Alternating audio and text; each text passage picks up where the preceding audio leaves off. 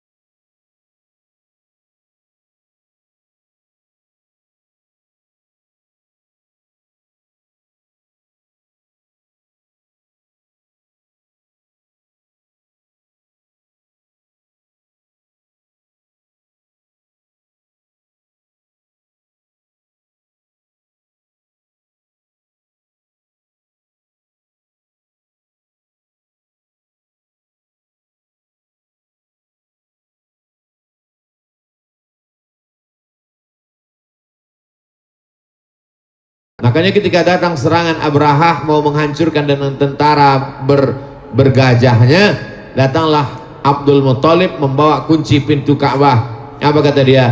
Aku tak sanggup menjaga Ka'bah ini. Inna lihadzal baiti rabban yahmih. Kuserahkan kuncinya kepada Allah yang menjaganya. Jagalah ya Allah. Karena sudah diserahkan kepada Allah, Allah yang mengirimkan pasukan. Fa arsalna alaihim tayran ababil tarmihim bihijaratin min sijil. Qusay sudah, Abdul Muthalib sudah. Sekarang masuk ke Abdullah. Walamma tamma min hamlihi syahrani ala ashhuril aqwalil marwiyah tufiya bil madinatil munawwarati abuhu Abdullah. Semua orang Sumatera Utara tahu itu. Kalau ditanya orang Medan tentang apa itu? Tentang mengayun anak gitu. Padahal ayat itu bercerita tentang syair Barzanji yang dibaca di Medan pagi, petang, siang, malam, acara mengayun anak, acara orang nikah. Bercerita tentang walamma tamma min hamlihi, ketika dia 2 bulan dalam perut omaknya, tufiya bil madinatil munawwarati, meninggallah ayahnya di kota Madinah. Nama ayahnya itu tufiya bil madinatil munawwarati abuhu Abdullah. Nama ayahnya itu Abdullah. Abdullah pergi ke Madinah itu perjalanan apa? Bukan seminar. Abdullah pergi ke Madinah itu semua orang tahu dalam perjalanan dagang, bisnis. 2 bulan anak digandung, pergi suami ke Madinah, meninggal dia di sana, pulang. Hanya namanya saja. Itulah Muhammad sallallahu alaihi wasallam, punya ayah bisnismen, ekonomi, entrepreneur, dan punya ibu perempuan yang sabar bernama Aminah. Dikandungnya lah sisa bulan-bulan mengandung anak itu sampai akhirnya lahir Sayyidina wa Maulana Muhammad sallallahu alaihi wasallam. Meninggal ayahnya, diasuh dia oleh ibunya, meninggal pula ibunya, diasuh dia oleh datuknya Abdul Muthalib, meninggal juga, diasuh dia oleh Abu Thalib. Lalu kemudian diceritakanlah oleh para ulama, Ustadz Mubaligh waktu Maulid Nabi, bahwa Nabi SAW dibawa dalam sebuah perjalanan karena panas terik, bernaung di atap gereja. Dari dalam gereja itu keluar pendeta namanya Bahira. Kata Bahira bertanya, "Hai Fulan, siapa anak ini?" Kata Abu Thalib, "Ini anakku."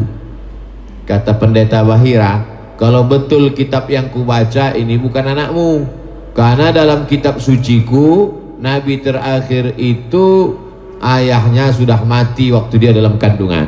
Berarti ini bukan anakmu." Kata Abu Thalib bertanya, "Dari mana kau tahu Bahira?" "Karena begitu tertulis dalam kitab suciku." Maka apa kata Allah dalam Quran? Alladzina atainahumul kitaba ya'rifunahu kama ya'rifuna abna'ahum. Mereka pendeta-pendeta yang kami berikan Alkitab itu mengenal Muhammad SAW sebagaimana mereka mengenal anak kandung mereka sendiri. Kalau terjadi musibah, kecelakaan, eksiden, pecah kepala anak, masuk ke ruang rumah sakit, belum dibuka kepalanya, bapak ibu sudah kenal. Dari mana? Dari ujung kakinya tahu, ini anakku. Jempol kakinya, bentuk tangannya, retak betisnya tahu. Dari mana tahu? Alladzina atainahumul kitaba, mereka yang dapat Alkitab itu mengenal Muhammad SAW lebih daripada anak kandung mereka sendiri. Dialog antara Bahira dengan Abu Thalib waktu dalam perjalanan dagang dari kota Makkah menuju Palestina. Sebelum sampai ke Palestina, berhenti mereka di suatu kampung, bernaunglah di bawah atap.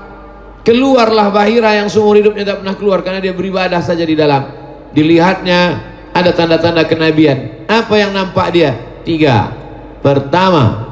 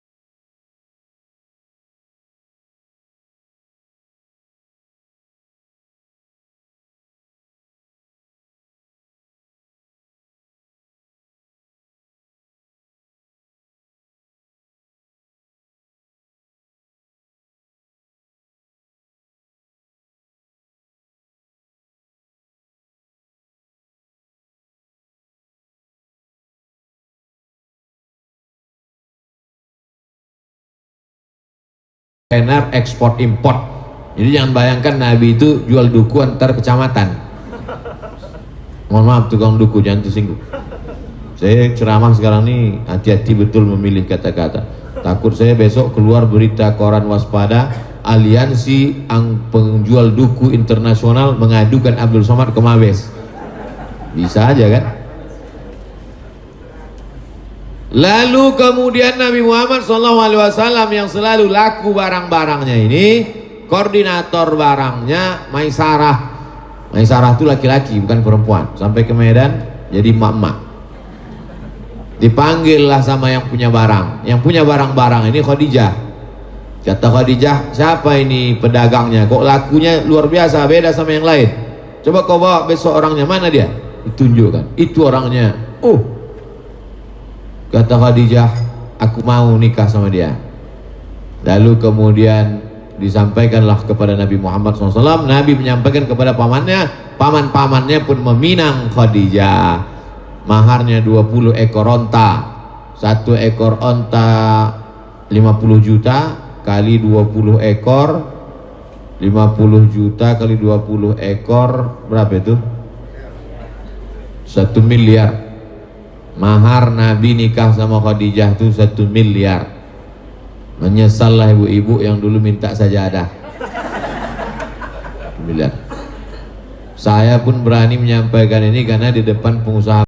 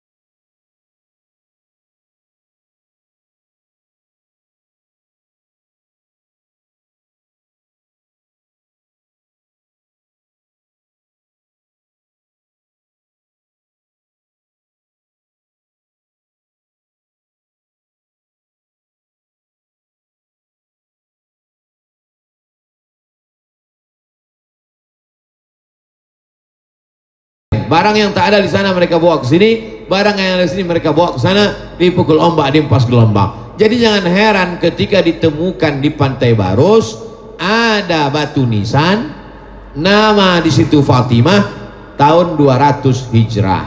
Artinya apa? Bahwa orang Islam sudah sampai ke Pulau Sumatera pada sebelum Nabi Muhammad. Orang Arab sudah sampai, setelah Nabi Muhammad orang Islam sudah sampai. Urusan dia apa kemari? Mencari usaha bisnis dagang. Beda sama Belanda. Belanda datang kemari bukan dagang. Belanda adalah mau menguasai, mau menjajah, mau menghancurkan, mau membunuh dan lain sebagainya. Makanya Islam kita datang dengan ramah. Hampir semua pesisir di Nusantara Islam.